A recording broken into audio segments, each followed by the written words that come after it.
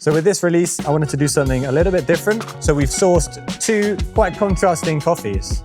One of them kind of an ode to classic processing, and the other one is all about the new and the experimental. On the left here, we've got a coffee from Ethiopia, from the Sidama region.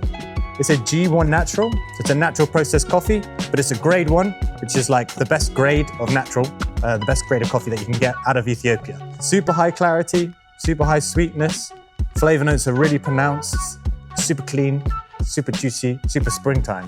On the right here, we have a coffee from Lot 20 in Kenya, and you wouldn't believe how this coffee was made. We've put on the label here that it's a Koji-fermentation. What is that exactly? You may or may not know about the anaerobic fermentation that has been more prevalent over the recent years. It's essentially an anaerobically processed coffee. One of the ladies that was in charge of these fermentation tanks found some bacteria at the bottom of the tank that had imparted kind of a really sweet aroma of bananas and yellow fruits onto the cherries. Obviously, you find a bit of bacteria growing at the bottom of your tank.